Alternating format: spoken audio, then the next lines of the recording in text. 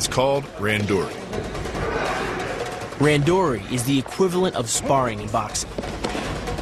It may not look as tough as an MMA fight, but these are the same kind of throws, joint locks, and chokes used by MMA fighters. And they use the same amount of energy. Randori is tough.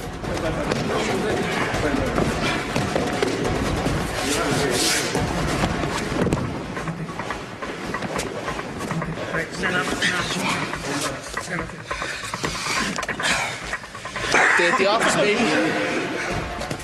Hey, these guys are good, man. They have really good technique. They're very well balanced. They're not the strongest guys, not the fastest, but they move really fluid. They don't try to force things. I think we're ready to go down the road and learn some more stuff.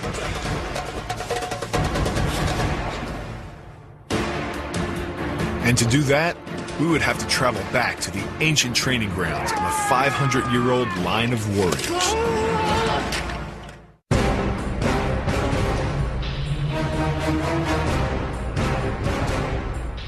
We're headed to the mountains east of Okayama, to the isolated dojo home of one of the greatest jiu-jitsu masters in all of Japan, Takenouchi Sensei.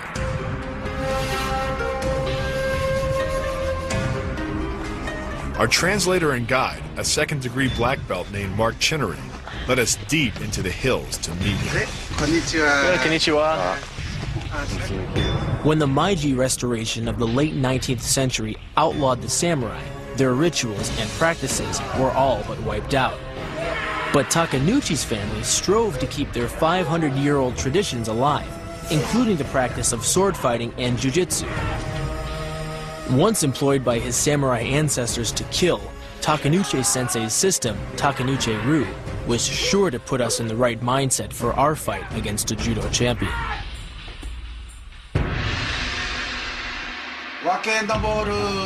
The patron gods of Takenouchi-Ryu were Marishten, the goddess of war, and Atago, the god of thunder and fire.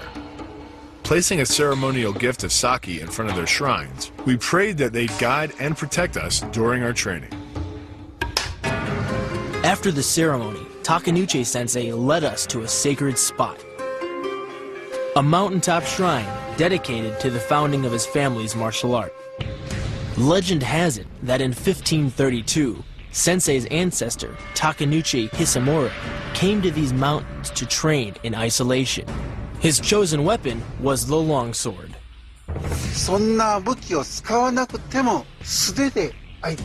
And he was practicing on longsword, and then that's when the god talked to him and said, the longsword's okay, but you should be doing short sword techniques as well.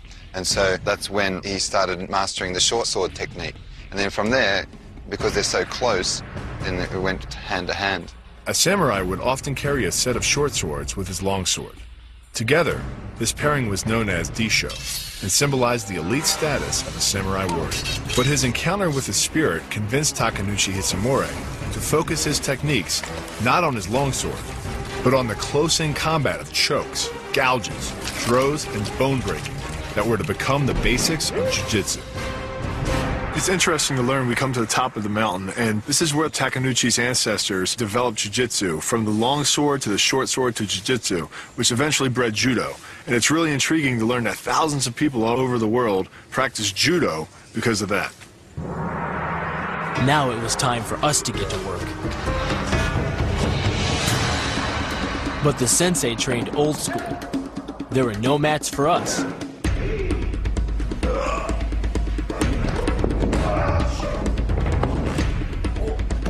Wooden floors, bad joints don't go well together. Wooden floors and jumping as hard as you can onto them, slamming your feet into them, and then your hand doesn't feel good. Oh, I think Bill dented the floor a few times. I think the floor dented me.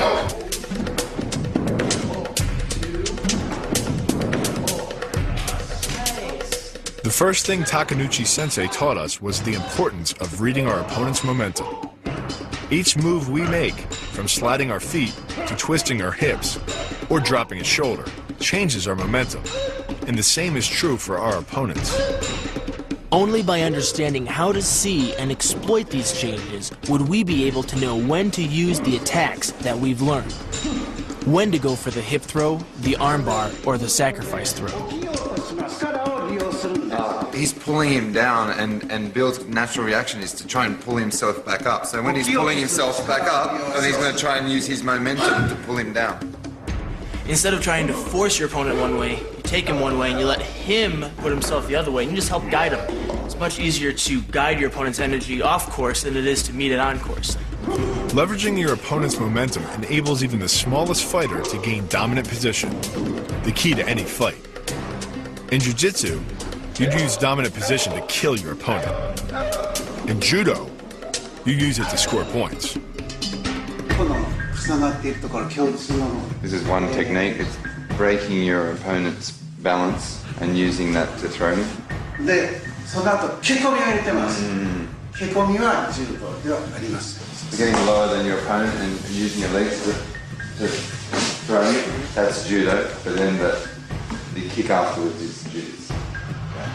So basically all the striking arts are taken away in Judo because it's really not competitive to throw somebody then kick them in the head. It's competitive, it just might not be sportsmanlike. No.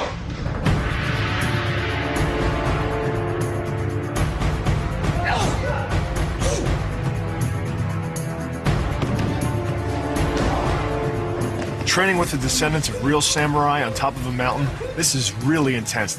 This isn't just something that was built for sports. This is something that was built out of warfare, and they still use it today in Judo. As the sun set, we went outside.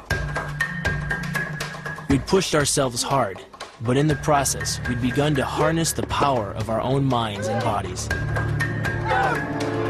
But to the east, our clash with the champion still loomed. To survive, we'd both have to continue to push ourselves. Sensei helped ease our throbbing muscles with strong words of encouragement.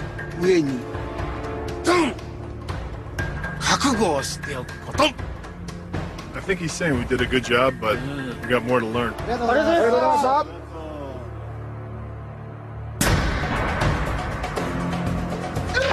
Early the next morning, it was back to work. Instead of their fists, Sensei's students were packing staffs.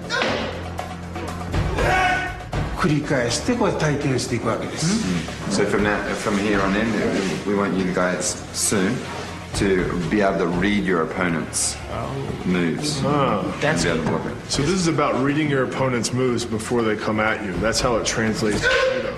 We're not going to be taking a stick with us onto the Judo mat, but we have to be able to read what our opponent does and react to it.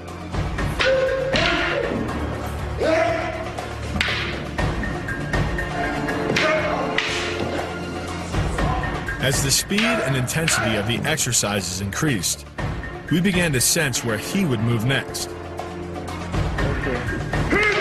To visualize the attacks and to counter them.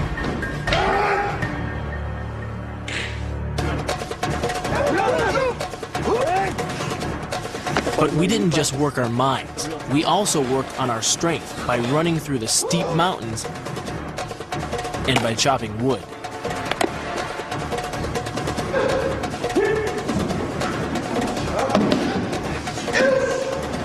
Being here has really enveloped 3 different principles: body, mind, spirit. We've strengthened our body through being thrown into hardwood floors and training with each other. Mind, we've learned our techniques over and over and over again and practiced them. And spirit, on a visceral level, now we're moving into things like knowing our opponent and what he's going to do and being able to react to